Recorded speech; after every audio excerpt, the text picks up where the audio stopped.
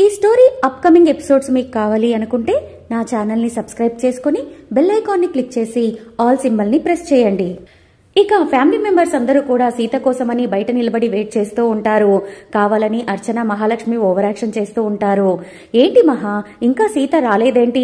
సీతని ఎప్పుడెప్పుడు చూస్తానా, తను ఎలా ఉందా అని నాకు చాలా యాంగ్జైటీగా ఉంది అని అర్చన అనే వరకు నేను కూడా అలాగే ఫీల్ అవుతున్నాను. ఇంకా వాళ్ళు ఎప్పుడు రావాలి, నా కోడలు ఎలా ఉందో ఏంటో అని నేను కూడా చాలా ఆలోచిస్తున్నాను అని మహాలక్ష్మి కూడా అంటుంది. వద్దొదినా, మీరు మరీ అంతలా సీత మీద లేని ప్రేమను పుట్టించుకొని మరీ చూపించకండి. అలా చూపించడం కొంచెం మాకు వింతగా అనిపిస్తుంది అని రేవతి అంటుంది. అదేంటి రేవతత్త అలా అంటావు? పిన్నికి సీత వదిన అంటే ఇష్టం లేదనుకుంటున్నావా అని ప్రీతి అనగానే, అవును, మా అమ్మకి కూడా సీత వదిన అంటే చాలా ఇష్టం అని ఉష అంటుంది. అవునవును, మీ ప్రేమలు ఆప్యాయతలు అన్నీ కూడా ఈ రోజే నేను చూశాను కదా. సీతని ఒంటరిగా నడి రోడ్డు మీద వదిలేసి వచ్చిందే చాలాక మంచి వాళ్ళలాగా ఇప్పుడు బిల్డప్ కొడుతున్నారా అని రేవతి అడుగుతూ ఉంటే, అంటే మేము మంచి వాళ్ళం కాదని నువ్వు అనుకుంటున్నావా అని అర్చన అడిగేసరికి, మీరు మంచి వాళ్ళలా కాదు, కనీసం మనుషుల్లా ఉంటే చాలని అనుకుంటున్నాను అని రేవతి సమాధానమిస్తుంది. నువ్వు వచ్చినప్పటి నుంచి నేను చూస్తూనే ఉన్నాను రేవతి, చాలా ఎక్స్ట్రాలు చేస్తున్నావు. ఎందుకు గొడవలని ఊరుకుంటున్నాను? అయినా పోలీసుల ముందు కూడా నువ్వు అలాగే అడ్డదిడ్డం మాట్లాడావు. మా మీద లేనిపోని నిందలు వేసి వాళ్ళకి అనుమానం వచ్చేలాగా చేశావు. బావగారు ఏదో ఇంట్లో గొడవలు వద్దు అన్నందుకు నేను నిన్ను వదిలేశాను అని మహాలక్ష్మి అర్చన అనగానే, నా వల్లే మీ పరువు పోయిందని మీరు కూడా పోలీసుల ముందు అన్నారు కదా, మరి అలాంటప్పుడు నా పరువు కూడా పోయింది కదా అని రేవతి అంటుంది. ఇక్కడున్న సిచ్యువేషన్ ఏంటి, మీరు పడుతున్న గొడవలేంటి, కాసేపు అందరూ నోర్లు మూసుకుంటారా అని జనార్దన్ గదిరిచే వరకు అందరూ కూడా సైలెంట్ అయిపోతారు. అంతలోనే రామ్ సీత అక్కడికి వచ్చేస్తారు. సీతని చూసిన ఆనందంలో రేవతి పరుగున వెళ్లేసి, సీత, ఆ కిడ్నాపర్స్ వల్ల నీకేం ప్రాబ్లం కాలేదు కదా, బానే ఉన్నావు కదా అని అడుగుతూ ఉంటుంది. అప్పుడే జనా కూడా, అవును సీత, నీకోసమే ఇంటిళ్ల పాది అంతా కూడా ఎదురు చూస్తున్నామని అంటాడు. మహాలక్ష్మి లేని ప్రేమను కళ్లలో చూపిస్తూ సీత దగ్గరికి వచ్చేసి, మా అదృష్టం బాగుండి నువ్వు ప్రాణాలతో తిరిగొచ్చావు సీత. నువ్వు అసలు ప్రాణాలతో తిరిగొస్తావో లేదో అనుకున్నాము. నువ్వు క్షేమంగా తిరిగొచ్చావు, అంతే చాలు అని మహా అనగానే, నువ్వు క్షేమంగా తిరిగి రావాలని చెప్పి 1000 మంది దేవుళ్లకు వేడుకున్నాను సీతమ్మ. నువ్వు క్షేమంగా తిరిగొచ్చావు, అంతే నాకు కూడా చాలు అని సాంబన్న కూడా అంటూ ఉంటాడు. మహాలక్ష్మి మీద అర్చన మీద సీతకి అనుమానం రాకూడదు అని వాళ్ళు ఎక్కువగా యాక్టింగ్ చేస్తూ ఉంటారు.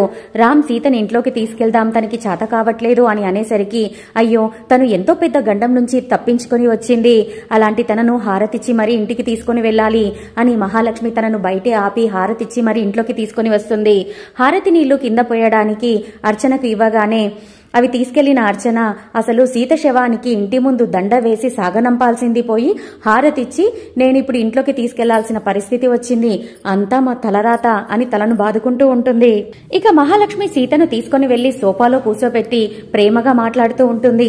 ఇలా జరుగుతుంది అని అనుకోలేదు సీత, కిడ్నాపర్స్ వల్ల నీకు ఏ ప్రమాదం జరగలేదు కదా, అసలు ఇలా జరుగుతుందని తెలిసి ఉంటే నేనసలు నిన్ను గుడికే పంపించేదాన్ని కాదు అని మహాలక్ష్మి అనగానే, అదేంటి మహా అలా అంటున్నావు? విద్యాదేవి టీచర్ ఎంతగానో చెప్పారు కదా, సీతకి ఇవాళ బయటికి వెళ్తే ప్రమాదం వచ్చేలాగా ఉంది, అసలు బయటికి పంపించొద్దు అని చెప్తే కూడా ఆ మాటలన్నీ కొట్టిపడేసి మరి నువ్వు తనని పంపించావు కదా అని చలపతి అంటాడు. సీత కిడ్నాప్ అవుతుందని మేమేమన్నా కలగన్నామా అన్నయ్య? అయినా కిడ్నాప్ అవుతుందని తెలిస్తే మేమైనా పంపిస్తామా? సీత మీద మాకేమైనా పగ ఉందా అని అర్చన అడుగుతూ ఉంటే, ఏమైనా ఉన్నాయో లేవో అన్నది మీకే తెలియాలి. అసలు మీ మనసులో ఏ చెడుద్దేశమూ లేకపోతే ప్రీతి ఉషలు అలా సీతను రోడ్డు మీద వదిలేసి ఎందుకు వెళ్తారు అని రేవతి అడుగుతుంది.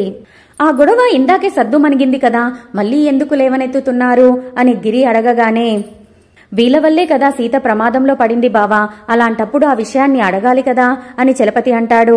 ఆ విషయమే వద్దు అని చెప్తున్నాను, జరిగిపోయిందేదో జరిగిపోయింది, సీత హ్యాపీగా ఇంటికి వచ్చేసింది కదా, ఇక ఆ విషయాన్ని వదిలేయండి అని జన అంటాడు.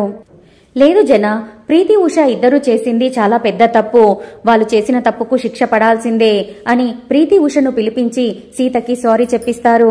సీత మాత్రం ఏమీ మాట్లాడకుండా కూర్చుని ఉంటుంది. వదినా, ఇలా జరుగుతుందని మేం అస్సలు అనుకోలేదు, ఏదో నిన్ను ఆట పట్టిద్దాం అనుకున్నాం కానీ నువ్వు కిడ్నాప్ అవుతావని అనుకోలేదు, మమ్మల్ని క్షమించు అని ప్రీతి ఉష అడిగేసరికి సీత రియాక్షన్ లేకపోయేసరికి మహాలక్ష్మి అన్నయ్య వాళ్ళ దగ్గరికి కూడా వెళ్లి క్షమాపణ చెప్పండి అనగానే ప్రీతి ఉష రామ్కి కూడా సారీ చెప్తారు. నేను మీ సారీని యాక్సెప్ట్ ఎందుకు చేస్తున్నాను అంటే సీత బతికి ప్రాణాలతో ఇక్కడికి వచ్చింది కాబట్టి నేను మీ సారీని యాక్సెప్ట్ చేస్తున్నాను. లేదు అంటేనా మిమ్మల్ని ఎప్పటికీ కూడా ఈ ఇంటి గడప తొక్కనిచ్చేవాణ్ణే కాదు. ఇంకొకసారి ఇలాంటి తప్పులు అస్సలు చేయకండి అని రామ్ అనేసరికి, ఇలాంటి వాళ్ళను నువ్వు అంత ఈజీగా క్షమిస్తున్నావా రామ్? అసలు వీళ్ళను క్షమించనే కూడదు. ఒక ఆడపిల్లను ఇంత ఇబ్బంది పెడతారా అని రేవతి కోపంగా అడిగేసరికి, నువ్వు మధ్యలో రాకు రేవతి, నీకు దీనికి సంబంధమే లేదు అని మహాలక్ష్మి కావాలని అంటుంది. సీత మాకు అసలు ఎలాంటి పరిస్థితిలో దొరికిందో తెలుసా మీకు? ఆల్మోస్ట్ చనిపోయిన కొన ఊపిరితో ఉన్నప్పుడు దొరికింది. రామ్ తన ప్రాణాల నొడ్డి మరి సీతను కాపాడుకున్నాడు. అలాంటి తప్పు చేసిన వీళ్ళని అంత ఈజీగా ఎలా క్షమిస్తాం? పెంపకం ఎలా ఏడిస్తే పిల్లలు కూడా అలాగే ఉంటారు. అందుకే రామ్ వీళ్ళనస్సలు క్షమించకు అని చలపతి అంటాడు. నువ్వు మాట్లాడకన్నయ్య, అక్కడ సీత రామ్ ఇద్దరూ కూడా మా పిల్లల్ని క్షమించేశారు. ఇప్పుడెందుకు నువ్వు మధ్యలో అడ్డుపుల్ల వేస్తున్నావు అని మహాలక్ష్మి అనగానే, కథ ఎలాగో సుఖాంతం అయిపోయింది కదా, ఇంకా ఎందుకు ఈ గొడవలన్నీ అని గిరి అంటాడు. కథ ఇంకా సుఖాంతం కాలేదు అన్నయ్య. అసలు సీతను ఎందుకు ఎవరు కిడ్నాప్ చేశారో ఆ విషయం బయటపడాల్సింది. అది ఏదో ఒకరోజు బయటపడుతుంది కదా. ఆ కిడ్నాపర్స్ ఏదో ఒకరోజు దొరుకుతారు కదా, అప్పుడు తెలుస్తుంది దీని వెనుక ఉన్న వాళ్ళ సంగతి అని రేవతి అనగానే, ఆ రోజు వాళ్ళు ఎవరైనా సరే, ఎంత పెద్ద పొజిషన్ లో ఉన్నా సరే నువ్వస్సలు వదిలిపెట్టకూడదు రామ్ అని చలపతి అంటాడు. నేనెందుకు వదిలిపెడతాను మామయ్య? అసలు ఇప్పుడే చెప్తున్నాను నేను, వాళ్ళు మన ఇంట్లో వాళ్ళైనా సరే లేదా బయటి వాళ్ళైనా సరే, ఎవరైనా సరే నా సీతను అంత ఇబ్బంది పెట్టిన వాళ్ళు ఎవరో తెలిస్తే వాళ్ళని మామూలుగా ఆడుకోను. ఎందుకంటే సీత చావంచుల వరకు వెళ్లేసి వచ్చింది. సీతను అంతలా హింసించిన వాళ్ళని నేను అస్సలు క్షమించను. వాళ్ళకి జీవితకాలం శిక్ష విధిస్తూనే ఉంటాను అని రామ్ ఆవేశంగా చెప్పేసరికి మహాలక్ష్మి, అర్చన ఇద్దరూ కూడా భయపడిపోతారు. ఇంతలో సుమతి అక్కడికి వచ్చేసి సీత అని పిలవగానే సీత పరుగున వెళ్లేసి అత్తమ్మ అని కౌగిలించుకుంటుంది.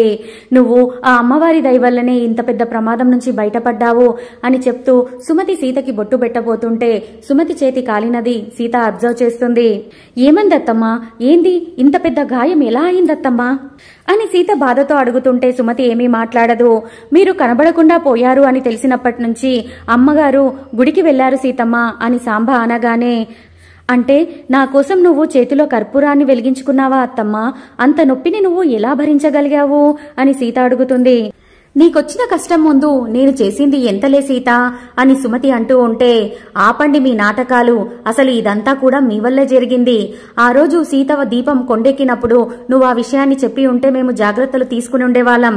కానీ నీ వల్లనే ఈ ప్రమాదం జరిగింది అని మహాలక్ష్మి అనగానే, అవును సీత, నాకు ఈ విషయం ఇందాకే తెలిసింది. అందుకే తనను తిట్టేసి నా కండ్ల ముందు ఎప్పుడూ కనిపించొద్దు అని చెప్పాను అని రామనగానే, అందుకే సీత ఈవిడగారు గుడికి వెళ్లి చేతులు కాల్చుకొని కావాలని నీ మీద ప్రేమున్నట్టు నటిస్తుంది అని మహా అనగానే, తను చేసిన మోసాన్ని నీ కంట పడకుండా, నువ్వు తెలిస్తే బాధపడకుండా తనకే సపోర్ట్ చేయాలి అని చెప్పి ఇలా గుడికి వెళ్లినట్టు నటిస్తుంది సీత అని అర్చన అంటుంది. తను ఎలాంటిదో తెలుసుకోకుండా నువ్వే తనను తీసుకొచ్చి మా అన్నయ్యకిచ్చి పెళ్లి చేశావు సీత, చూసావా తన వల్లే నీకు ప్రమాదం వచ్చింది అని గిరి అంటాడు. అందరూ ఆపండి, విద్యా అత్తమ్మ నన్నేమీ మోసం చేయలేదు. తను నా దగ్గర ఏమీ దాచిపెట్టలేదు. దీపం కొండెక్కిన విషయం నాకు ముందే తెలుసు అని సీత అనగానే అందరూ షాక్ అయిపోతారు. ఆ విషయం నీకెప్పుడు తెలుసు సీత అని రామ్ అడిగేసరికి, నేను గుడికి వెళ్లే ముందే నాకు ఆ విషయాన్ని అత్తమ్మ చెప్పింది అని ఫ్లాష్ బ్యాక్ చూపిస్తారు. సుమతి సీతను గదిలోకి తీసుకుని, సీత నా మాట విను, అసలు నువ్వు ఈరోజు బయటికి వెళ్లకూడదు, చాలా ప్రమాదం. రేపు నువ్వు రామ్ నిద్ర చేసే వరకు కూడా నువ్వు ఎక్కడికి వెళ్లకూడదు అని మాట్లాడుతుంది. నేను గుడికి ఎందుకు వెళ్లకూడదత్తమ్మా? మీరు నా దగ్గర ఏదో దాస్తున్నట్టు అనిపిస్తున్నారు. ఏంటి విషయం చెప్పండి అని సీత నిలదీసి అడిగేసరికి, దాయడానికి ఏమీ లేదే, నాకు నువ్వు పోవడం ఇష్టం లేదు అంతే అని సుమతి ఖచ్చితంగా చెప్తుంది. అయితే ఆ విషయాన్ని నా తల మీద చేయి పెట్టి చెప్పండి అత్తమ్మా అని చేతిని పైన పెట్టుకుని మరీ చెప్పించుకుంటుంది. ఇక చేసేదేమీ లేక సుమతి జరిగిందంతా కూడా చెప్పేస్తుంది. అలాగే ఆ వేరే జంట కూడా అలా దీపాలు పెట్టి భార్య పెట్టిన దీపం కొండెక్కితే ఆమె క్యాన్సర్ తో మరణిస్తుంది కదా పంతులు గారితో గుడిలో మాట్లాడుతున్నప్పుడు, ఆ విషయాన్ని కూడా సుమతి సీతకు ఎక్స్ప్లెయిన్ చేస్తుంది. అందుకే సీత నేను ఇంతలా భయపడుతున్నాను. రేపు రాత్రి నువ్వు రామ్ నిద్ర చేసే వరకు కూడా నేను భయపడుతూనే ఉంటాను. అందుకే నిన్ను వెళ్ళొద్దు అంటున్నాను. నా మాట విని గుడికి వెళ్లడం మానే సీత అని సుమతి అడుగుతుంది. క్షమించండి అత్తమ్మ, నేను ప్రీతి ఉషలకి వెంట వస్తాను అని మాటిచ్చాను. ఇప్పుడు మాట తప్పలేను.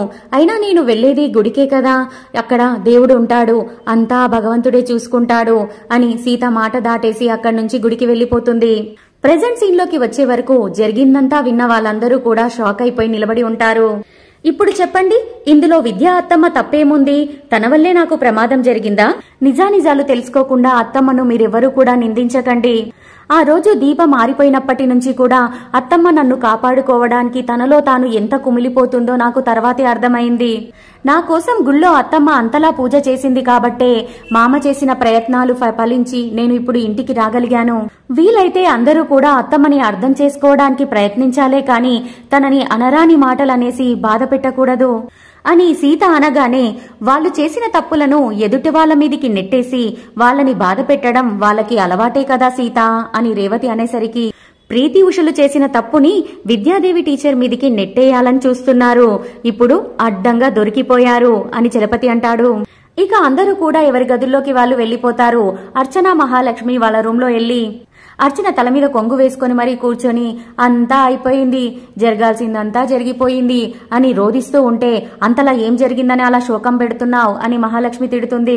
ఇంకా ఏం జరగాలి, గుండొక్కటి కొట్టించలేదు అంతే అని అనేసరికి ఏం మాట్లాడుతున్నావు, అలా మాట్లాడతారా అని మహాలక్ష్మి గద్దిస్తుంది. మరి ఇంకెలా మాట్లాడమంటావు మహా? యాక్సిడెంట్ లో చనిపోయి ఇంటికి శవంలా వస్తుంది అనుకున్న సీత తన ఒంటి మీద చిన్న ఘాటు కూడా పడకుండా ఇంటికి తిరిగొచ్చేసింది. ఎంతో పకడ్బందీగా ప్లాన్ చేసి ఆ సీతను చంపేద్దాము అనుకున్నాము.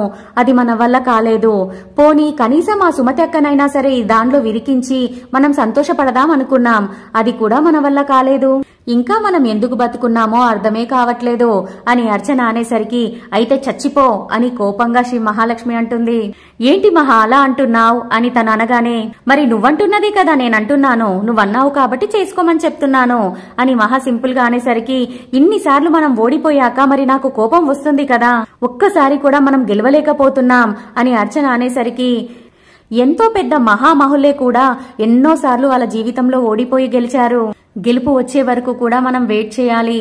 ఇప్పటికే ఎంతో ప్రయత్నం చేసేసి కన్ను లొట్టపోయి ప్రాణాలతో మిగిలాం, ఇంకా ఎన్నిసార్లు ప్రయత్నాలు చేస్తాం అని అర్చన అనగానే నువ్వు ఒక్కసారికే ఇలా మాట్లాడితే నేను ఎన్నిసార్లు ప్రయత్నాలు చేసి ఫెయిల్ అయ్యాను. దేనికైనా సరే ఓపిక ఉండాలి. గెలవాలి అంటే ఓపికతో పాటు ధైర్యం కూడా ఉండాలి. తొందరపాటు పడ్డాము అంటే ఎప్పటికీ కూడా మనం గెలవలేం అని మహా అంటుండగానే స్టోరీ కంప్లీట్ అవుతుంది. అప్కమింగ్ ఎపిసోడ్స్ మీకు తెలుసుకోవాలని ఇంట్రెస్ట్గా ఉంటే please subscribe my channel, give one like. Thank you so much friends. Bye bye.